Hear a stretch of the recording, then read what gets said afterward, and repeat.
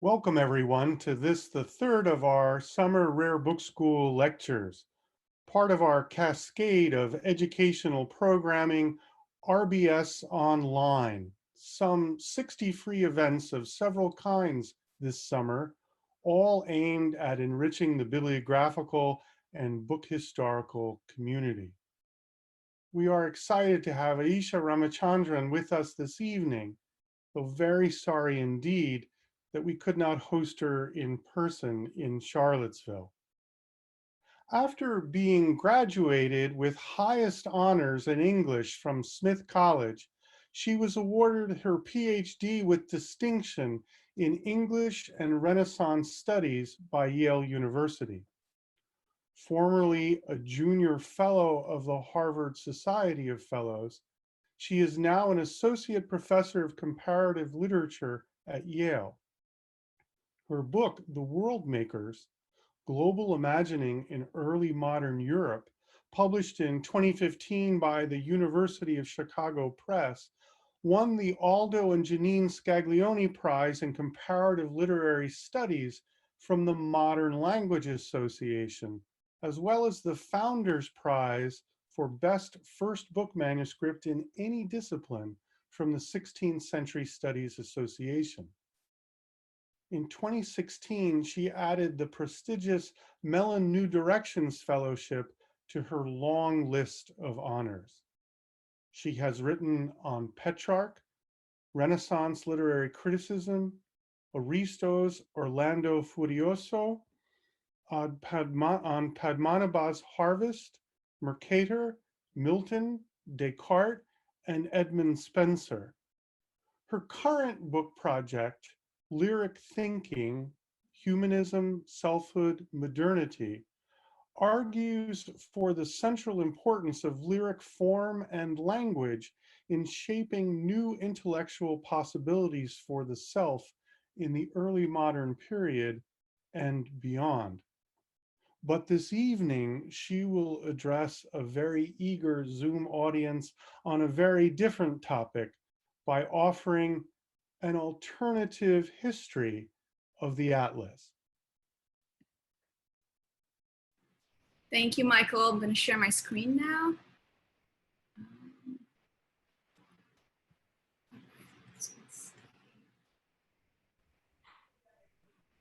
Okay.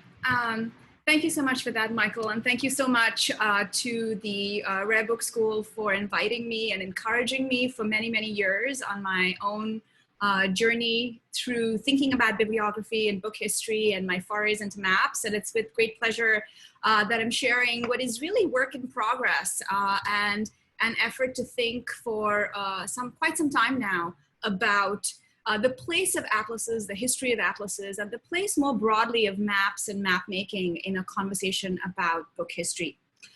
So I'm going to get started, and I'm going to probably read a little bit, talk a little bit as I go through these maps, and I hope that people will ask questions in the chat as we go along. There are a lot of images which I won't have time to talk about in detail as I speak today, but I will be delighted to go back to in the Q&A.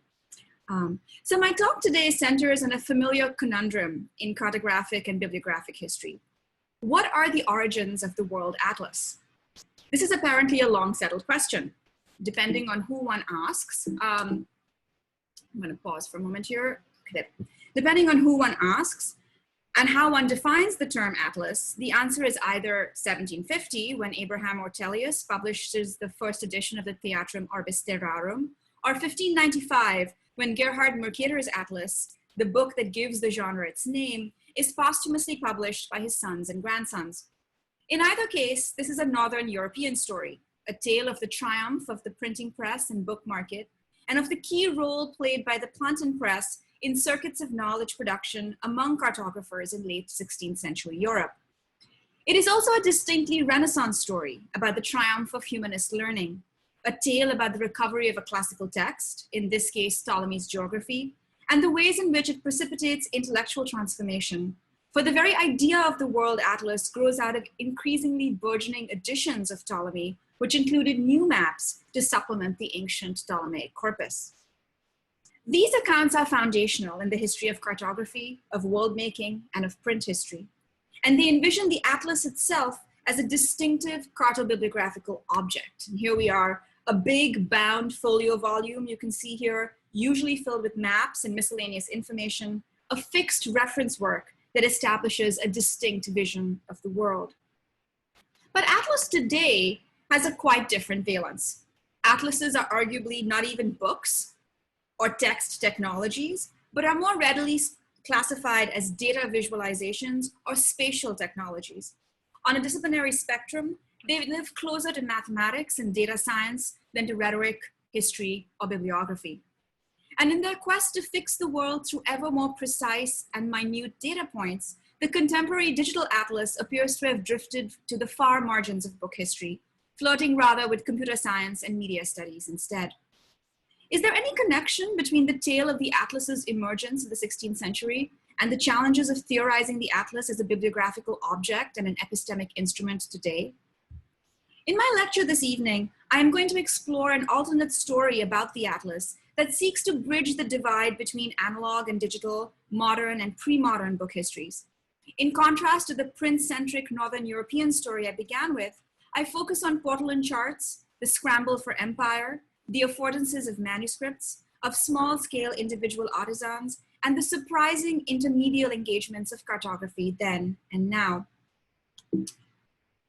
Between about 1550 and 1575, a number of portolan-style manuscript map compilations, now known as universal atlases, were produced by Portuguese mapmakers, most famously Diogo Homem and Fernão Vaz Dourado. Evoking the portolan charts of the 14th and 15th centuries, such as this one, but also incorporating intricate details of land and land masses and inland seas, much like later printed maps, these sumptuous objects seem both like a historical anachronism and a harbinger of the Enlightenment. As manuscript maps on parchment, they allude in their visual rhetoric to late medieval navigational maps of the Mediterranean, familiar from works such as this 1492 portolan chart of the Mediterranean. But in their clean mathematical framing and complete erasure of an explanatory textual apparatus, which persisted into print atlases in the 17th century, they share an aesthetic and intellectual kinship with these universal atlases of the 18th century. The term universal atlas itself is an anachronistic description for these objects, for atlas universalis is in fact a late 17th century coinage applied retrospectively by modern collectors to this unique corpus. To grasp just how strange these objects are in the history of cartography, let me propose a contemporary analogy. To be making hand-drawn vellum maps, manuscript maps in Venice, the leader of map printing in the mid-16th century, as did Diogo Homem or Fernão Vaz Dourado, would have been like making limited edition LPs today in the age of Spotify or Apple. And I want to emphasize how strategic and significant this is because Diogo Homem in particular is making these luxury map objects in a small Venetian context where printed maps are being produced for book consumption and for binding right alongside his own actual workshop.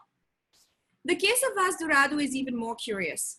How exactly was a Portuguese Indian colonial official able to make state-of-the-art maps in Goa, far away from the European metropolitan capitals like Lisbon, Antwerp, or Venice, traditionally thought to be centers for map production, and then have those very maps used as the basis for printed Dutch maps back in Europe within a decade of their production? For all their seeming signs of technological obsolescence, these retro collector's items also somehow turn out to have been part of the intellectual avant-garde, pointing the conceptual way for the shaping of the first printed world atlases that would appear almost contemporaneously. Ortelius's 1570 Theatrum orbis terrarum that you see here, and thereafter Mercator's 1595 Atlas. How do we understand the emergence of this unique form, the integrated manuscript map set that looks in retrospect like a world atlas? And how can we make sense of the disruption it presents to our progressivist histories of the period that routinely trace the arc from manuscript to print, from the copyist's hand to the printer's press, and from art to science? Not surprisingly, perhaps, these Portuguese universal atlases have been labeled cartographic curiosities and remain collectors' prizes. They are niche objects for a specialized market that resists assimilation into grand historical or theoretical narratives about epistemic or political change. Indeed, they are often invoked as single sheets in reference to specific geographical data, or used to illustrate the development of Portuguese knowledge of South America and Asia. But while they have typically been instrumentalized as merely historical documents, records of geopolitical or cartographical progress, or Portuguese cartographic primacy, they are also objects that self-consciously theorize the large-scale vision, and that reflect quite intentionally on the making of universalizing categories. Today, I will suggest that by understanding these map sets as a distinct kind of objects, simultaneously a genre and a tool, and thus self-consciously produced as epistemic wholes, we can trace a different genealogy for the world atlas, one embedded in the global maritime networks spawned by the Portuguese Empire in Asia, and which usefully challenges our narratives about humanism and knowledge formation in the early modern period. At the same time, the form and format of these universal atlases, their peculiar in-betweenness in terms of technology, media, and audiences, offer a historical mirror for understanding the challenges and potentials of digital atlases in our current time. In focusing on these Portuguese map sets, I should note that I am not interested in making claims for national primacy, though of course there's much to be said about the distribution of historical authority between Northern and Southern Europe, and that's a question I'm happy to talk about later in the Q&A. Instead, today, I want to raise questions about how we understand the making of large-scale universalizing forms of knowledge, what I call the process of making universals. More specifically, I want to consider the role that book history plays in creating and sustaining such universalizing forms of knowledge. There is, of course, a political point to this. Who and what we center determines who and what we see. To deconstruct how the aggregation of many small pieces of information, bits of data, are strategically brought together to craft a vision of the whole is to enable us to see who and what exactly is included and left out. Nowhere is this more obvious than in the creation of atlases. For the world atlas as a genre instantiates with iconic force the intellectual assumptions, choices, priorities, and perspectives that are built into the very frameworks that help us conceptualize and organize information, from the minutest detail to the macrocosmic totality. The importance of this question is perhaps best illustrated by looking briefly at the most important kind of atlas today, map collections that display the global spread of COVID-19, which I have come to think of as pandemic atlases.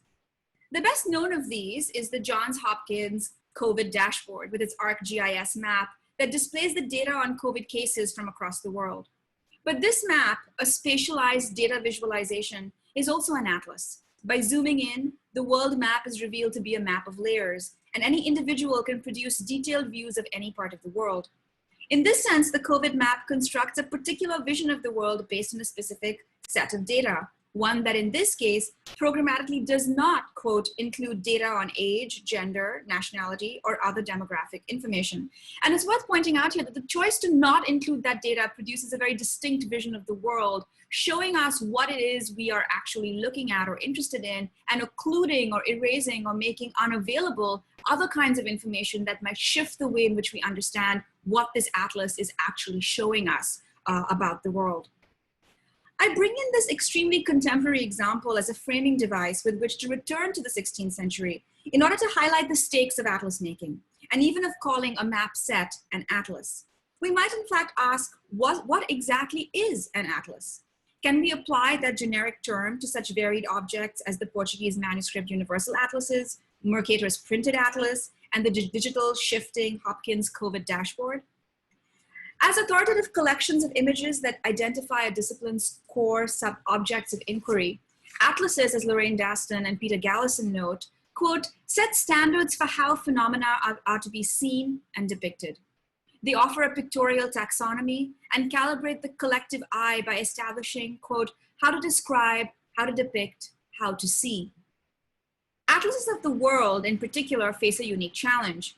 Not only are they charged with defining and authorizing a particular conception of the world, but in order to do so, they have to transform an invisible abstraction into a visible scientific object that can sustain investigation.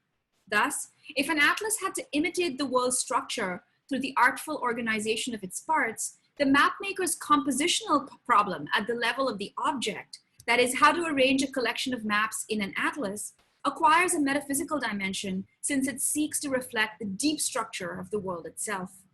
To fix the order of the atlas, as would Mercator, would in fact be to provide a stable vision, a theory of the world. Conversely, to resist such suturing and to embrace instead the more open-ended possibilities of the loose map set, as do the Portuguese manuscript atlases, or indeed the COVID dashboard, is to invoke another radically decentered possibility. It is this alternative possibility that I will explore in the rest of my time today. As a quick example, we might compare the composition of the 1570 Ortelius Theatrum, orbis, terrarum, usually invoked as the first world atlas, with the 1570 Dourado manuscript atlas, of which I've given you a sheet here. Note that there is no world map in the Dourado Atlas, which I could compare to the opening world map from the Ortelius Theatrum. In the entire manuscript, there isn't a single compiled vision of what the world actually looks like, no breakdown of the world by continents, or any emphasis on European terrain. Instead, the Dourado Atlas offers a quite equitable distribution across the globe's surface, though inevitably organized in a manner that privileges Portuguese interests. It begins with a chart of South America, followed by Europe and Africa, then the Indian Ocean and Southeast Asia, before concluding with maps of North America. We might even see here the traces of a navigational imagination that aggregated familiar maritime routes. The Ortelius Atlas, on the other hand, opens with a world map and maps of the 4 continents and includes 47 maps of Europe. I will return to the differences between these two styles of atlas, but I want to note for now how this basic distribution makes visible how alternate forms of organizing knowledge with their attendant choices could be applied to similar sets of data. Both atlases descend to us as remnants of a parallel epoch of information explosion and new global consciousness, which faced a similar challenge as our own moment of integrating a plethora of new details into a coherent big picture whole. But instead of consolidating information about a newly outward-looking European center and emphasizing the extra-European marginality of other places, the manuscript atlases insist on dialectical and scalar juxtapositions. In their oceanic imagination, which resists now traditional divisions of the world into continents, and with their accompanying astronomical and tidal tables, the Portuguese universal atlases suggest multiple mobile strategies for analysis and synthesis. For these maps were not bound in a specific order, but could be displayed in various configurations. I want to suggest, in other words, that we might see in these maps an intriguing alternative to our own current means of making universals, that is, of conceptualizing large-scale frameworks for critical analysis and cultural self-understanding, one that is plural, decentered, and flexible. Let me turn then to the atlases of OMM and Dourado. Little is known of the Portuguese mapmaker Diogo Homem, though he was one of the most prolific, or of his younger contemporary Fernão Dourado, a Goan Portuguese of mixed race.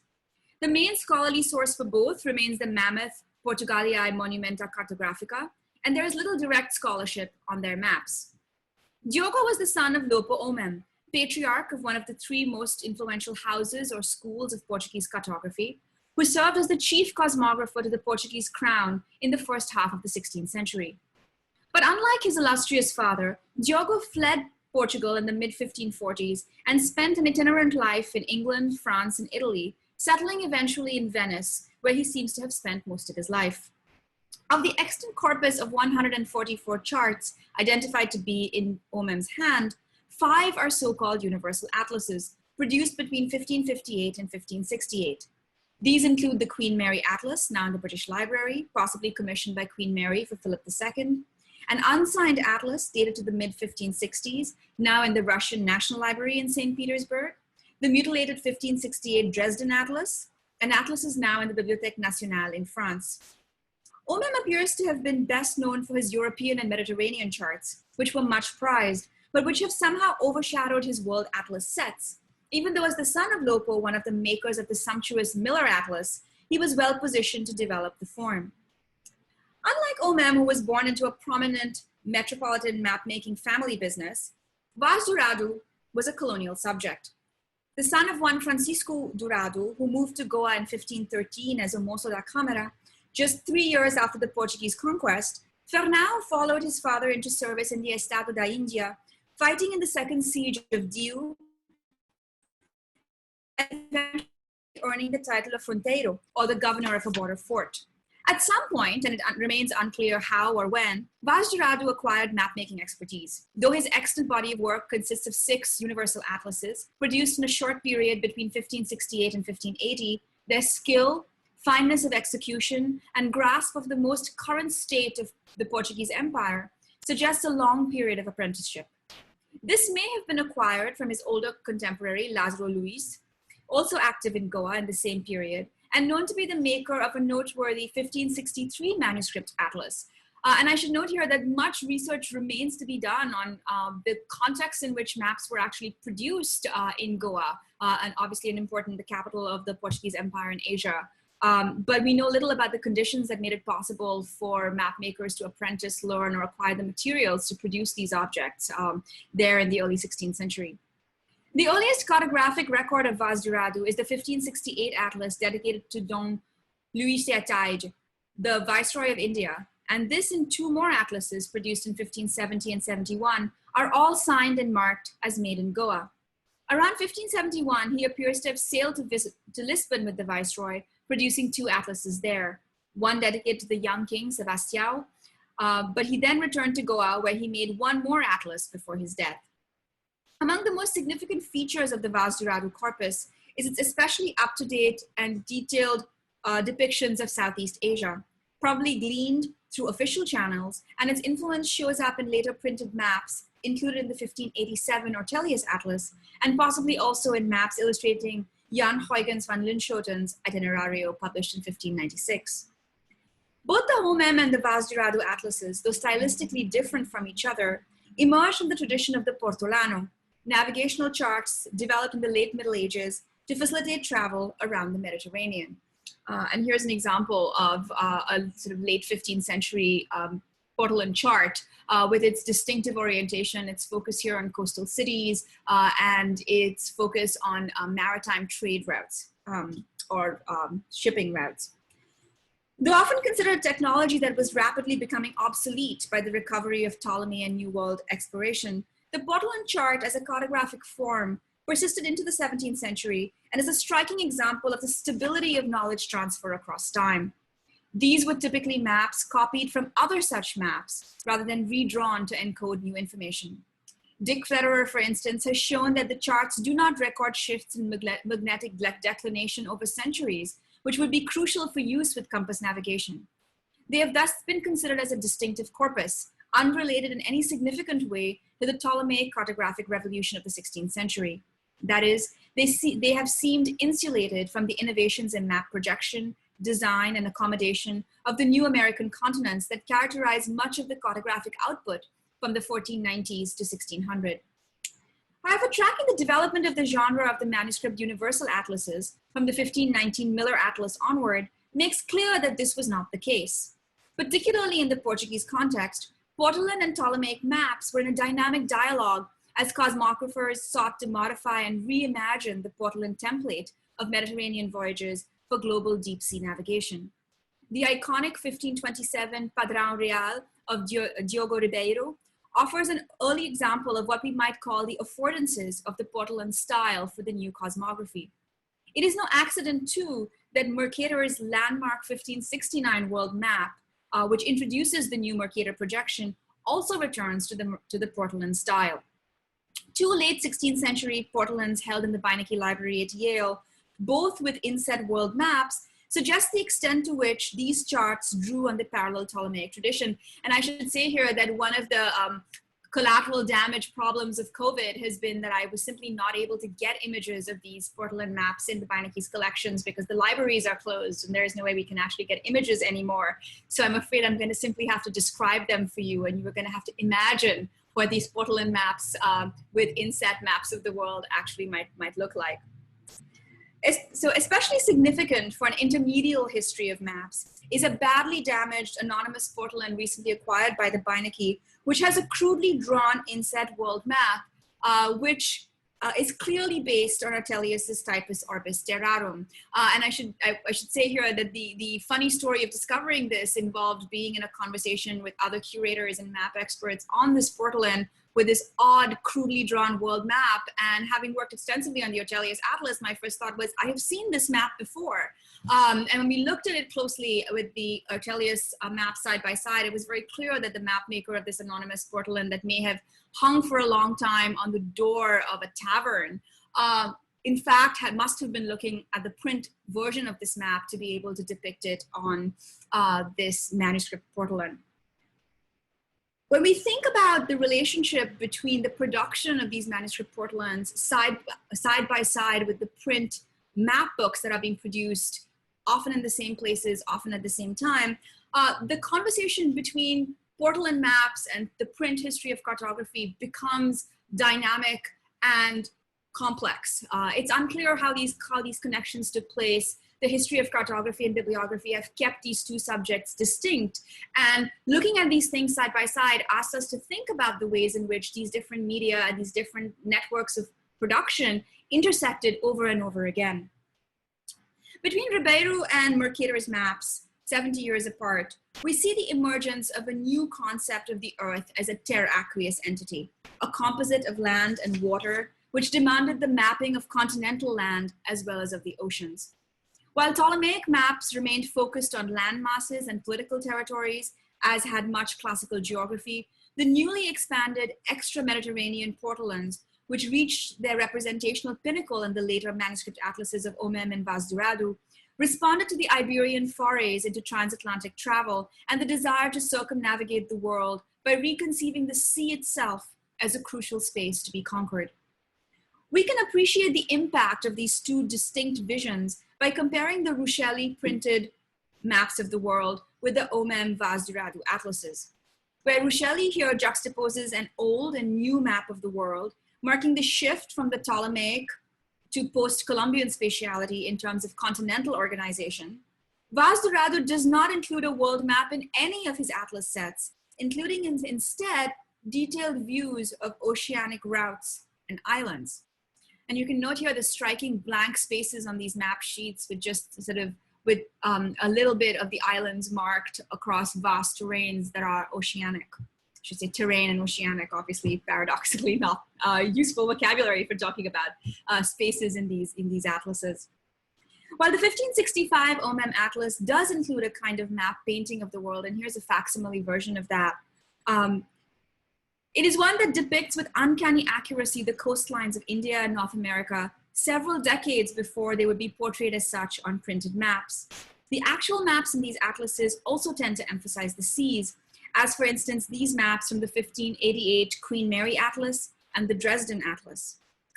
What I want to emphasize here is the difference of epistemic perspective. That is, the different emphases of these maps make visible different kinds of knowledge. The Beinecke portolans from the early 1590s, which I unfortunately could not show you, with their miniature inclusion of the world beyond the Mediterranean, acknowledge the breaking of the tight frame of the ancient world and the intermingling of the two cartographic forms, suggesting complementarity as well as a fundamental difference between the orders of knowledge that they encode. The Portuguese manuscript atlases frame their subject as in a substantively different register than does, for instance, Ortelius's Theatrum, or even this later Hondius Mercator map of 1635. Where the world is here framed by portraits of famous ancients and their modern counterparts, and cloaked in the physical theory of the four elements, OMM's map is also illustrated instead using imagery to enfold recent ethnographic information. And you can see here the information about peoples of West Africa, of animals, and here in the map of Eastern Africa, the images of natural land features described again from cosmographies of the period. Though long considered no more than decorative elements, my own study of these maps point to quite specific borrowings, probably from Ramuzio and João de Barros, translated from text to image in a manner familiar from the woodcuts that accompany travel narratives, a practice with which OMM, who worked in Venice in the shadow of the printers Ramuzio and Gastaldi, would have been familiar. Similarly, the gold leaf pagodas in Dourado's 1571 map of Southeast Asia is an unusual addition, signaling key cities possibly described in recent accounts. Unlike the printed cosmographies of which these manuscript atlases are contemporaries, however, there is no elaborate humanist explication, just visual icons to signify new knowledge. Hover uncertainly between the fantastic creatures of tradition and more precise eyewitness details, these illuminated details mark the passage from old forms of knowledge to the new. Thus, unlike the conception of the world in Ortelius's Theatrum, which remains enmeshed in the classical view, the map sets of OMM and Dourado do not come with any extra textual glosses. The 1570 print atlas here is a humanist editor's dream and a philologist's delight. The text introducing the world map, for instance, lists ancient and modern sources, while the map itself is framed here with quotations from Cicero and Seneca. This is a world envisioned and theorized by Ptolemy, Pliny, Strabo, Solinus, Pomponius Mela, Dionysius Afer, Eustachius, Apuleius, and Diodorus Siculus, among a long list of others. By contrast, the OMM Dourado maps barely even offer titles, rather than being anchored in classical sources, and they are accompanied by these mathematical tables to plot the sun, stars, and tides. There is perhaps no more starkly emblematic contrast between older humanistic forms of knowledge and newer empirical ones, but here the media are reversed. Print fixes and propagates the authority of the ancients. Manuscript enables the flexible record of knowledge in the making, the province of artisans, sailors, and colonial officials working on the ground. These stylistic and paratextual distinctions track a gradual generic transition from the cosmography to the atlas. The most obvious difference between the two lies in their attitude to text and image. Cosmographies remain primarily textual books, using maps as strategic illustrations, while atlases privilege the graphic image, relegating the text to an explanatory gloss.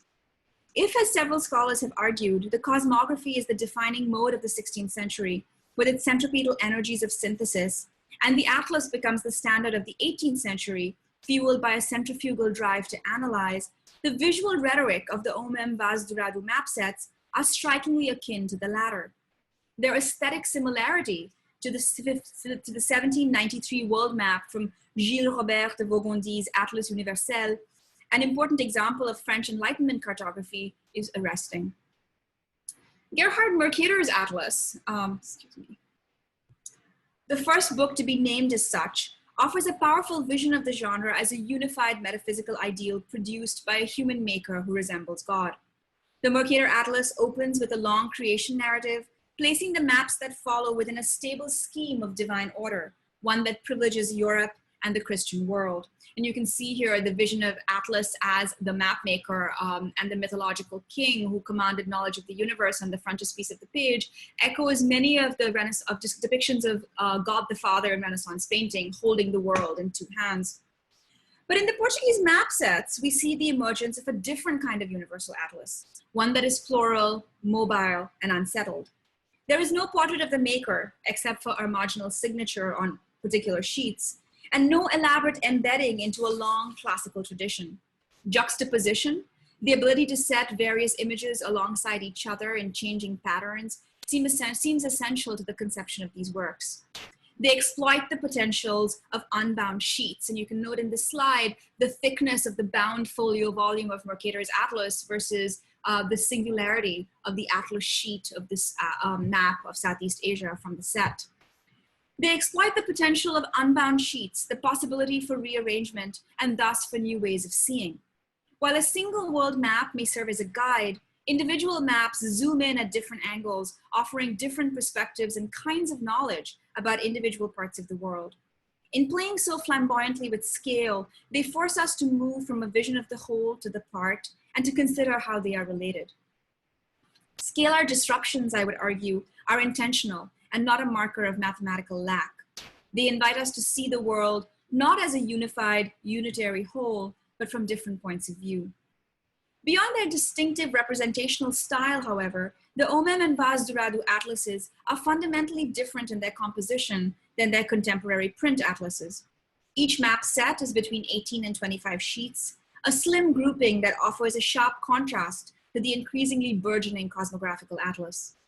I want to take a moment to walk you through two of these map sets, the 1565 OMM Atlas and the 1570 Dourado Atlas, to touch on what makes them so intriguing. The 1565 OMM Atlas, which is fairly representative, consists of 19 charts, 16 maps, a calendar, a zodiac circle, and an astronomy table.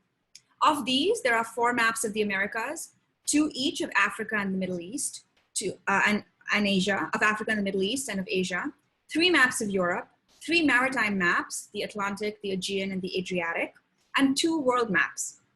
This division is again striking for its relatively even division of cartographic attention to different parts of the world. OMM completely ignores the familiar Ptolemaic division of land masses, which remained the gold standard for atlas compilation in this period and for almost a century thereafter. Here, the mapmaker has clearly sought to divide up the earth in analytical fashion, attempting not to duplicate territory unless absolutely necessary. Similarly, the 1570 Dourado Atlas, now in the Huntington Library, consists of 17 maps, followed by tables for determining latitude from the elevation of the sun, tables pertaining to the Southern Cross constellation, and for adjusting the position of the North Pole Star, and tide tables for the Malabar coast. Here, too, the division of maps is relatively even, albeit with an emphasis on the Americas. There are only 2 maps of Europe, 3 of Africa, 2 of the Middle East, 2 of the Far East, and 7 of the Americas. It is worth noting that the exactly contemporary 1570 Ortelius Theatrum does not feature any maps of the Americas, though later editions rectify that omission. Even more so than the OMM Atlas, Dourado's sheet maps emphasize ocean over land. This map of the Pacific from the similarly arranged 1571 Atlas is almost entirely of the open sea. It must be noted that it is odd, in fact, to even call these compilations of manuscript sheet maps atlases. They are probably sold unbound in a case, and they use different scales across various maps, as opposed to gradually standardized editorial practice in cosmographies. And yet we can clearly discern in them what Jim Ackerman has called the atlas idea, the conceptual intention to compose a coherent whole, which is distinct from the map book or a personal compilation of a set of curated maps. Significantly, Ackerman identifies Mercator as the master of critical map compilation from multiple sources and declares that his atlas is, quote, perhaps the purest 16th century expression of the atlas idea, particularly since it reflects the combined skills of technical craftsmanship and strategic intellectual ordering. Not only did Mercator draw his own new maps to reflect the latest geographical knowledge instead of collecting and reproducing others' work as Ortelius had done in the Theatrum, but he also reimagined the arrangement of maps within the atlas. His editorial and critical influence through the atlas was also considerable.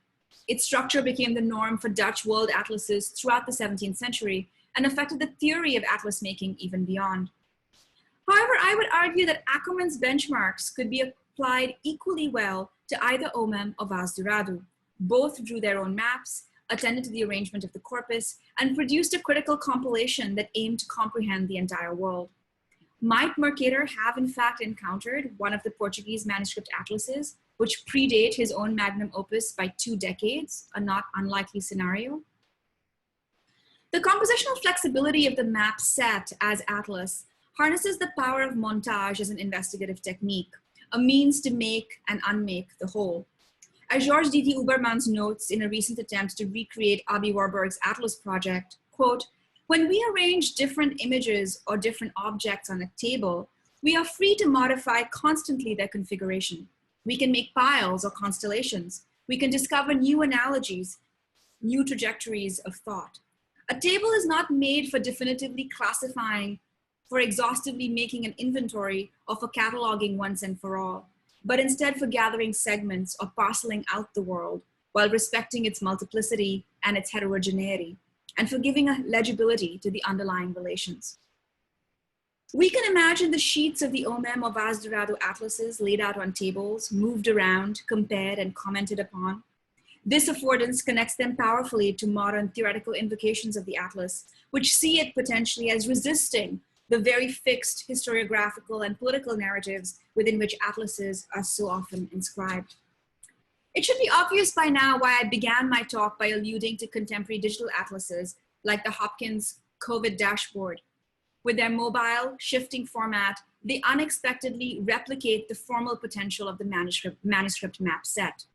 We might also consider another such example, the Observatory of Economic Complexity, which was originally imagined as an atlas. Its original URL was in fact atlas.media.mit.edu, which brings together maps visualizing international trade in similarly plural, decentered ways. Are there ways in which the manuscript map set can be discussed alongside the ArcGIS-based digital atlas? Are there conceptual affordances and subversive potentials merely analogous or more deeply connected? In this context, I'd like to give a shout out to Whitney Tretine, whose recent RBS lecture explored new vocabularies for digital book history. One of her keywords was format, a term that is central to my own thinking about the alternative histories of the Atlas. If book histories can push beyond materials and production to think about conceptual potentialities, how format makes possible new ways of thinking and seeing, we might usefully connect and shape long histories for complex genres like the Atlas, which live in the interstices between many disciplines: cartography, history of science, art history, bibliography, and media studies, to name just a few. But let me return to historical specificities. I have been suggesting so far that the Portuguese portolan-style manuscript atlases offer a powerful intellectual alternative to the cosmographical printed atlases on two distinct fronts. First, they are a different kind of epistemic instrument, making visible a new cartographic subject based on a maritime imagination and a terraqueous planet. And second, that their methods of compilation as a manuscript map set triggers open-ended interpretive potentials that are often forestalled by a printed corpus, and which are thus surprisingly more adaptable for recording and transmitting new knowledge. But merely to identify these manuscript atlases as a new generic innovation and to take seriously their conceptual intervention as an epistemic unit is to raise a host of new questions about cartographic practices in the late 16th century. What, for instance, were the circuits of knowledge transfer, production, and dissemination that connected Portugal and to its colonial outposts on the one hand, and to a maritime rival such as Venice on the other? Despite the traditional narrative of the hyper-secrecy of Portuguese cartographic knowledge, the renegade OMM working in Venice, a city that welcomed foreign artisans and supported them in a relatively free market, was able to produce a series of universal atlases which appear to record the status of Iberian possessions across the world. History in maps and atlases exemplifies how a non-state-sponsored actor could participate in a transnational bibliographic trade as early as the 1550s and 1560s. Vaz Dourado presents an inverse example. Perhaps because he was located in Portuguese India as a state official, he appears to have had access to the most up-to-date information about the empire. But we must also wonder who exactly he was making maps for. Were they destined for a courtly European audience? Were they made for local colonial officers? And what might this tell us about the circulation of cartographic knowledge of the world in South Asia well before the Jesuits presented the Mughal Emperor Akbar with a copy of Ortelius's Theatrum in 1580? Even more interestingly, Vaz Dourado's maps are considered to have been the basis for Francis Drake's successful circumnavigation of 1577-1580. The transcript of sailing directions from the Drake voyage uses names known only from the Vaz Dourado atlases, two of which were produced in Portugal in 1575 and 1576. Such details raise intriguing questions about the global circuits of cartographic knowledge and bibliographical exchange and the various representational forms they took, each of which may have served different audiences, markets, and ends. I'd like to close then, not with a neat conclusion, but with a speculative call for more research. The OMM Vaz Dourado atlases clearly challenge narratives of the transition from manuscript to print and of the displacement of the portolani by the Ptolemaic projections. They ask us to imagine new histories of cartographic knowledge production in the period that remain linked to artisanal individual practice. But they also demand that we look beyond traditional, national, disciplinary-bound histories of mapping to venture into transnational, interdisciplinary, and global histories. How might we rewrite the afterlife of the manuscript Universal Atlas as the origin story for the digital atlas? How might visions of the universal developed in non-national settings differ from those that emerge from within national imperial ones? How might we reimagine the making of universal forms of knowledge, such as the Atlas, as a pluralistic enterprise that could develop in a range of environments, even those beyond the constraints of the imperial state? Thank you. And I will be happy to take questions.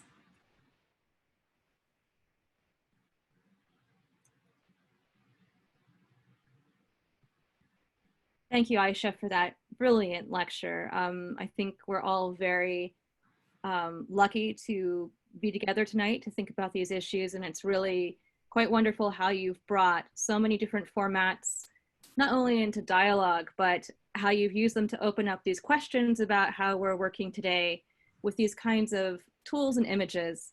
And there's a slew of questions that have come in that I will begin with. And I'm sure more will come in as we continue to move through them. So the first question that we have here comes from Timothy Hampshire, and he asks the following question. In Lazaro Lewis's map of West Africa, a large castle-like building dominates the landscape. Mm-hmm. Does that allude to a particular place or architectural style? So that's actually a fabulous question. It actually opens a very big can of worms, which is much of the work on these Portuguese manuscript atlases, it has been done for the production of the catalog of the Portuguese maps. But for most of the manuscript, most of the scholarly corpus suggests that these are merely decorative elements. I've done some work trying to track whether there is a connection between the production of these maps and the production of travel narratives or histories, particularly Portuguese histories in this period. And my sort of preliminary conclusions is yes, that these are in fact being co-produced. And so we need to look at these objects such as that castle as being distinctive to that particular place. And in the Luis map, I actually don't know specifically if that castle refers to a particular place, but my hunch is it does, based on work I've done with the Vaz Dourado corpus.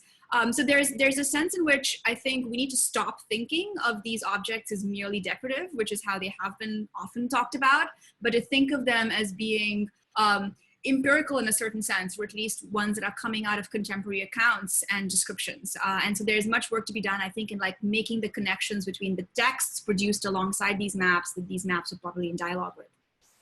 Great, thank you so much. Next question comes from Alex Hidalgo, who asks the following, and it's about political context. He writes, authorities in Spain suppressed cartographic knowledge for fear it would fall into the hands of imperial rivals. Manuscript maps, in particular, were carefully guarded. Is there evidence of this in the Portuguese context? So again, great question. The classic story about map making and maps in both the Spanish and Portuguese context in the 16th century is the story of secrecy, of this sense of the powerful state surveillance over map makers, the lockdown on maps. What intrigues me about the small corpus I talk about is there were clearly figures like Diogo Homem who escaped that vice and who took their own map-making skills with them, but also retained their networks or their connection to people in Iberia who were working with updated data, right? So Diogo Homem, who tries to sell himself the service of the English, sort of in England and then in France, and then flees to Venice, a free city, where he then becomes a free agent producing maps, is a kind of amazing story of the resistance to this sort of vice of secrecy. And I think it forces us to think hard about, you know, how many other actors there might have been who perhaps are not being tracked by the historical record, who resisted the sort of state surveillance to be able to take their knowledge elsewhere. The story of this so-called theft of the Vaz Dourado atlases by Francis Drake to be able to show him the location of the Straits of Magellan for the circumnavigation is another example of this, where clearly there were agents who were buying, selling, stealing, dealing in these atlases that were being produced outside the Iberian Peninsula itself, who were able to get these books and these objects to move around, right? I mean, we know very little about the, for example, about the market for the OMM Atlases or the circulation of the Vaz Dourado corpus.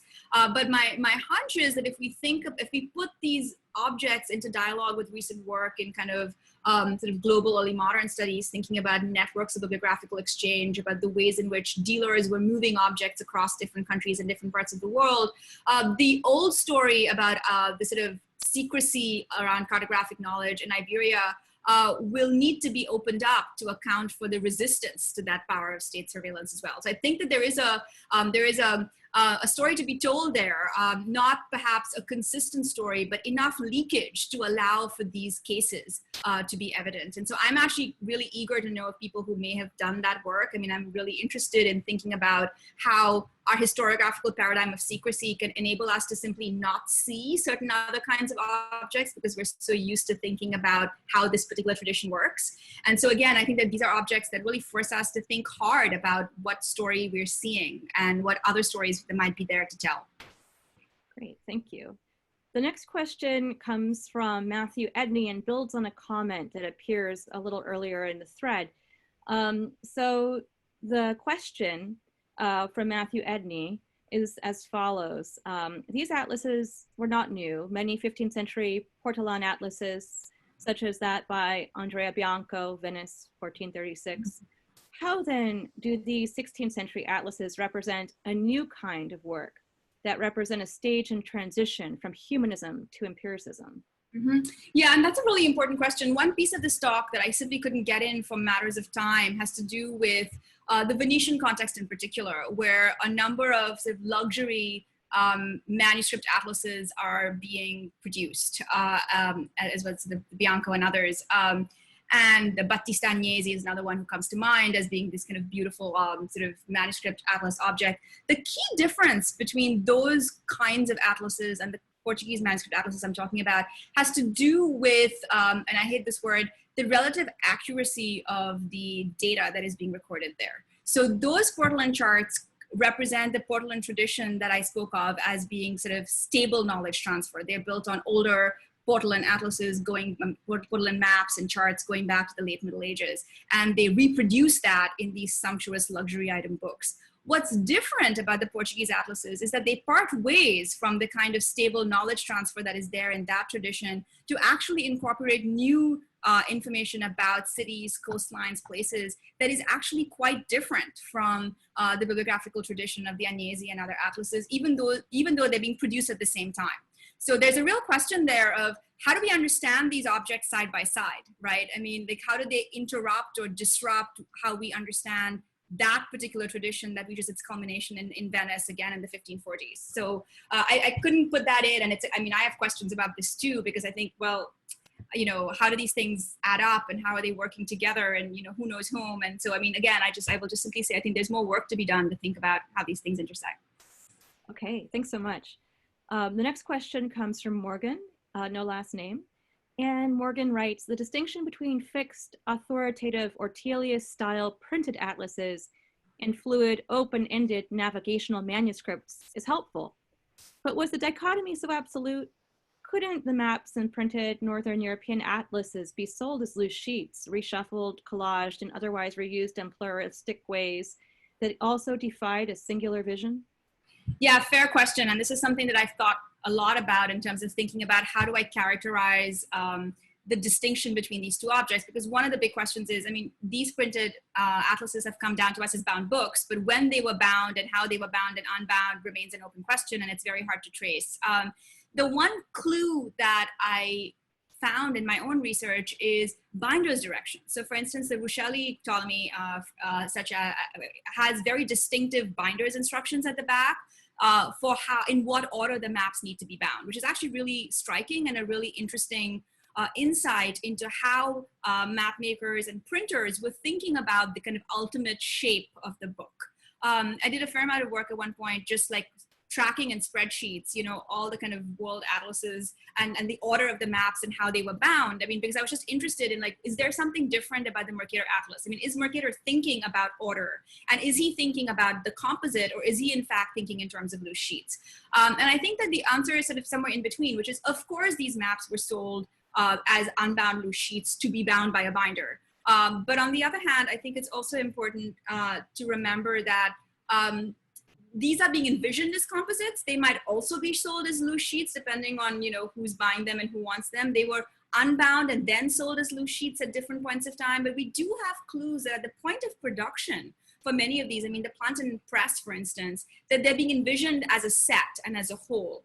And they are envisioned to be bound, hence the presence, for instance, of binders instructions in different kinds of atlases. So yeah, I think it is a fair question to say that I'm creating a kind of rigid dichotomy, which I don't really want to do, but it's really a heuristic for thinking about what might be different about this kind of object, the printed bound atlas with its envisioned compositional order versus the lack of compositional order, and also size. I think this is crucial, right? I mean, something that is small and easy to move around is different than something that's big and has to live in a, you know, a fat set. So building on this conversation, David Weimer writes with a question. First a comment, he says, "This has been really great!" exclamation mark. And then he asks, how do you think about the perhaps symbiotic relationship between the affordances of manuscript and print as you've been discussing them and the demands of the audience of these objects? Yeah, it is a great question, and I don't have a good answer. I have a speculative answer, which is, I mean, it's clear that these were luxury objects. I mean, when I sort of made the sort of slightly facetious analogy to, you know, to like vinyl versus Spotify, I mean, I think that there is a point there about, you know, who is buying this stuff, right?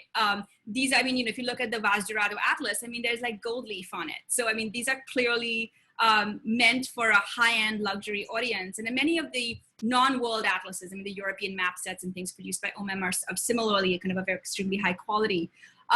So it is certainly clear that if there's a demand for this sort of somewhat retro version, but with up-to-date information that is going to be produced, I simply have not been able to track down actual information about that. I mean, this is where, again, the Matthew Edney's question about kind of the other map books in Venice, Bianco, Agnesi, et cetera, is also relevant, because those are also being produced as luxury objects in this period. So that's the kind of useful analogy, but there isn't good information on this. I mean, it's also clear that there was a kind of state-sponsored aspect, but kind of more loosely surveilled perhaps than we have been led to believe. So it's an open question, and you know, if there are other people who know things, like, I'm really eager to find out, because I mean, this is very much kind of work in progress as I'm thinking through some of these questions. Great, and I think we have time for one last question. So the last question we have time for comes from Elizabeth Fowler. She asks, what is the relation of the Portuguese manuscript portolan maps to the stresses within the developing slave trade? Mercantile activity, imperial or national activity, are these economic political tensions evident in these maps?